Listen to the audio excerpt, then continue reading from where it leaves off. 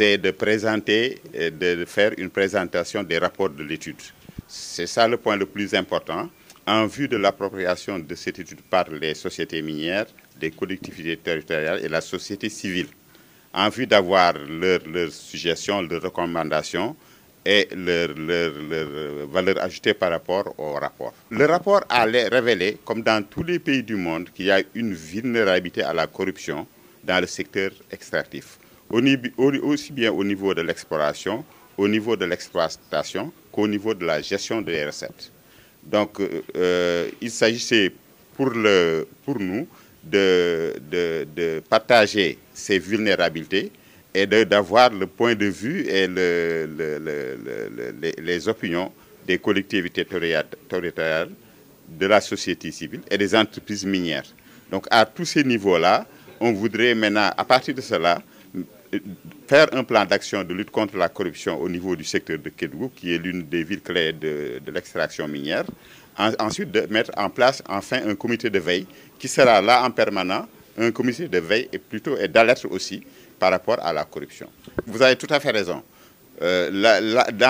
Quand on dit qu'il y a la corruption dans toute la chaîne de valeur, ça veut dire qu'au niveau des sociétés minières qui s'installent au Sénégal, souvent ils regardent les niveaux de vulnérabilité.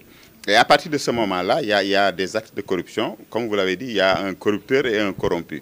Et par rapport à tout cela, je pense qu'il y a des mesures et des recommandations fortes qui ont été émises dans le rapport qu'on va partager avec, comme je l'ai dit, avec les autorités, les collectivités territoriales et la société civile pour qu'on puisse mettre en place aussi bien un plan d'action spécifique à Kédougou contre la corruption, parce qu'il y a, le comité va se déplacer à Thiès, mais vous savez qu'à Kédougou, il y a l'exploitation plutôt de l'or, peut-être du marbre et du fer.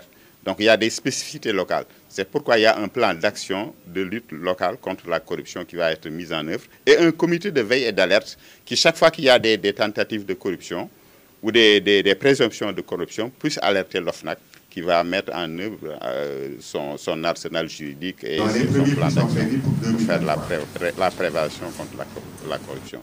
Oui, ça je pense que c'est une question plutôt culturelle. D'un certain point de vue, parce que certains pensent que certains actes de corruption ne sont pas en fait de la corruption. Donc la perception de la corruption, comme l'a dit M. Ismaël Ndiaye tout à l'heure, c'est les idées que se font la population, les autorités, de la corruption. Mais en fait, ce qui est le plus important, c'est la corruption telle qu'elle est vue par la loi. Parce qu'en fait, c'est la loi qui s'applique à tout le monde. Avoir une perception de la corruption, c'est une chose, mais on dit que nul n'est censé ignorer la loi. Donc je pense qu'il y a un arsenal juridique qu'il faut partager avec les populations pour qu'ils sentent que, par exemple, derrière les pots de vin, derrière les cadeaux, quand même, il y a une législation qui est là. Dans la plupart des pays, d'ailleurs, les pots de vin, les cadeaux sont limités aussi bien au niveau des entreprises qu'au niveau des populations locales.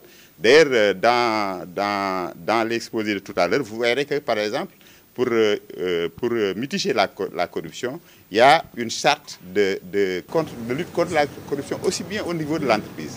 C'est-à-dire que l'entreprise qui veut s'installer au Sénégal devra présenter une charte de lutte avec des mesures fortes pour lutter contre la corruption. Et cette charte devrait être validée par une institution comme l'OFNAC. Donc, en deux mots, la perception de la corruption, ça dépend des cultures, ça dépend des traditions, mais la loi est là pour tout le monde, pour s'appliquer. Parce que il faut dire aussi qu'avec les découvertes que vous connaissez, le président de la République a pris beaucoup de mesures, notamment le contenu local, la gestion des recettes issues de l'activité extractive, etc. Donc, face à ces mesures, donc, je pense que on va, pour éviter ce qu'on appelle la malédiction du pétrole, il faudra vraiment être très, très prudent et peut-être prendre beaucoup de mesures pour que les recettes issues de l'exploitation, aussi bien du gaz, du pétrole, de l'or, des sables titaniferres à Djogo, puissent en fait revenir aux populations, puissent permettre le développement effectif du Sénégal, de la région de Kédougou, qui est une région minière, et du Sénégal de façon générale. Donc c'est ça l'objectif de l'atelier.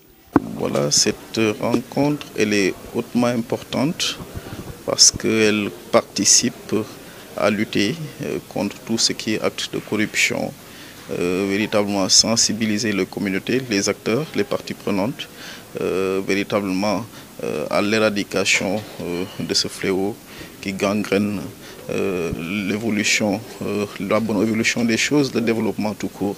Donc c'est un atelier qui entre dans le cadre de ce partage d'une étude qui a été faite, commanditée par l'OFNAC et qui concerne le milieu extractif par rapport à ces vulnérabilités contre la corruption. Vous savez, nous, en tant qu'autorité administrative, nous sommes là pour faire appliquer les politiques publiques qui ont été définies dans le cadre du bon fonctionnement de l'État. Donc naturellement, notre rôle sera d'accompagner toute structure qui œuvre dans le cadre de l'exécution des politiques publiques. Donc les programmes de l'OFNAC étant véritablement tout à fait importants par rapport à cette dynamique de lutte contre tout ce qui est acte de corruption. Donc toute structure qui émanera de cet office sera accompagnée par nous-mêmes, les services techniques, voilà, les collectivités territoriales et toutes les parties prenantes au cours de structures bien définies. Et voilà, vous savez, on est dans le cadre d'une république voilà, bien organisée.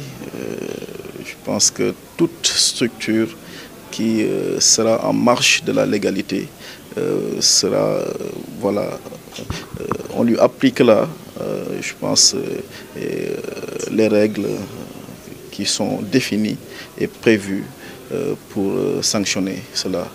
Donc il y a les structures, il y a les organes qui sont là, bien structurés pour un peu lutter contre ça. La population, c'est véritablement d'être au fait des réalités, de s'approprier des règles de bonne conduite et véritablement alerter et surtout les actes déviants qui entrent dans le cadre d'annihiler toute œuvre de développement, notamment le développement local.